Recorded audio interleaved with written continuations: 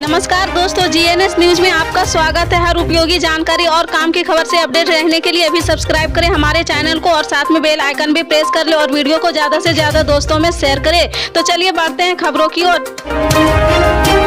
भारत ने सितंबर 1960 की सिंधु जल संधि की समीक्षा और उसमें संशोधन के लिए पाकिस्तान को नोटिस भेजा है। पाकिस्तान को पहली बार यह नोटिस 6 दशक पुराने संधि को लागू करने से जुड़े विवाद निपटारा तंत्र के अनुपालन को लेकर अपने रुख पर अड़े रहने के कारण भेजा गया है। हालांकि प्रधानमंत्री नरेंद्र मोदी ने साल 2016 में उसी हमले के बाद से ही पाकिस्तान को संकेत दिया था। पीएम ने 11 दिनों तक चली संधि समीक्षा बैठक में भाग लेने वाले अधिकारियों से कहा था, खून और पानी एक साथ नहीं बह सकते। हम बता दें कि उरी हमले में भारत के 18 सैनिक शहीद हुए थे। वहीं 2 साल भी कम समय के बाद यानी मई 2018 में प्रधानमंत्री नरेंद्र मोदी ने बांदीपोर में 330 मेगावाट किशन गंगा बिजली परियोजना का उद्घाटन किया है और जम्मू कश्मीर के किसतवाड़ा में 1000 मेगावाट के पाकल दुल संयंत्र के आधारशिला रखी है। वहीं 2 अन्य बड़ी पन बिजली परियोजनाओं के 1856 मेगावाट सावलकोट और 800 मेगावाट बरसर को भी सितंबर 2016 की संधि समीक्षा बैठक के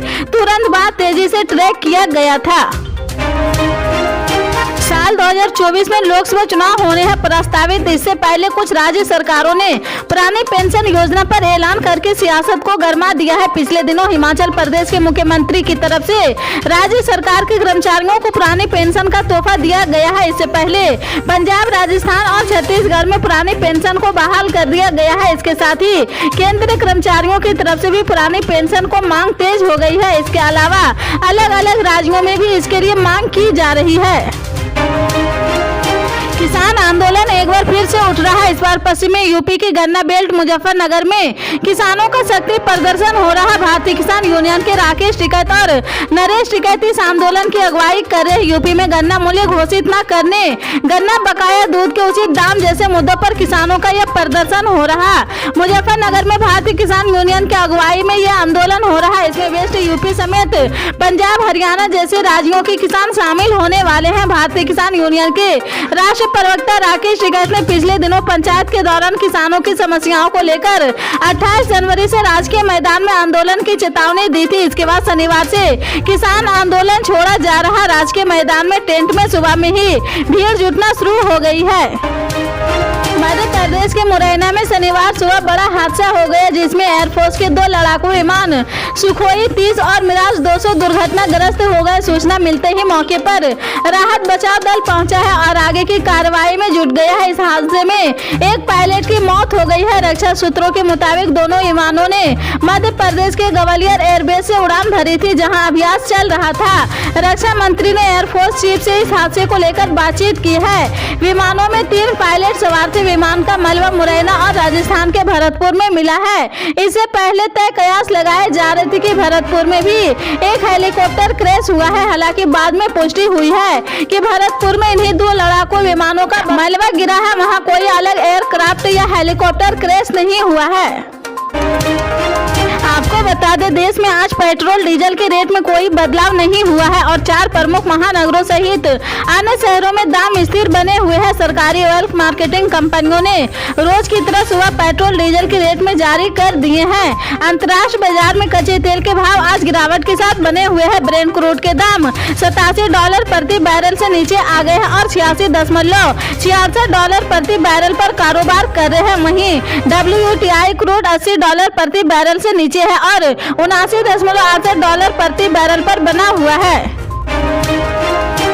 शिवसेना और वंचित विकास अघाड़ी के नेता प्रकाश अंबेडकर के साथ गठबंधन की घोषणा के 4 दिन भी पूरे नहीं हुए हैं और अनबन शुरू हो गई है। शिवसेना के प्रवक्ता व सांसद संजय राउत ने अंबेडकर को जुबान संभालकर बोलने की नसीहत दे दी है।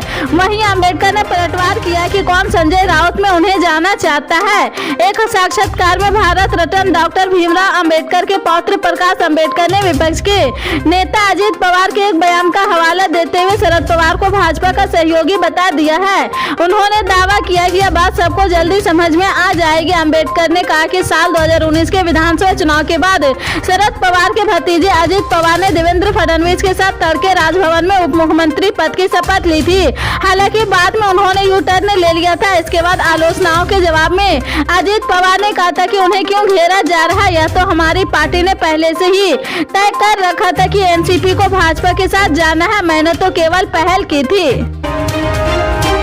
कांग्रेस अध्यक्ष मल्लिकार्जुन खड़गे ने भारत जोड़ो यात्रा में शामिल यात्रियों की समुचित सुरक्षा देने की मांग को लेकर केंद्रीय गृह मंत्री अमित शाह को चिट्ठी लिखी है। उन्होंने चिट्ठी में कांग्रेस पार्टी की तरफ से कई मांगे रखी है। खड़गे ने इस मामले में अमित शाह से व्यक्तिगत रूप से हस्तक्षेप करने की अपील की है और संबंधित अधिकारियों को पर्याप्त सुरक्षा प्रदान करने के लिए निर्देश जारी करने के लिए भी कहा है। बता दें कि शुक्रवार को जम्मू कश्मीर में सुरक्षा कारणों के चलते राहुल गांधी ने अपने भारत जोड़ो यात्रा को स्थगित कर दी है। खड़गे ने चिट्ठी में लिखा है, मैं आपको यह पत्र आज भारत जोड़ो यात्रा के दौरान दुर्भाग्यपूर्ण सुरक्षा चूक के संबंध में लिख रहा हूं, जिसके बारे में आप पहले से ही जानते होंगे। राहुल गांधी की सुरक्षा व्यवस्था के प्रभारी सुरक्षा अधिकारियों की सलाह पर यात्रा को शुक्रवार को स्थगित करना पड़ा है। हम जम्मू कश्मीर के पुलिस की सराहना करते हैं और उनके बयान का स्वागत करते हैं, क्योंकि उन्होंने यात्रा के समापन तक की पूर्ण सुरक्षा सुनिश्चित करने का भरोसा दिया है।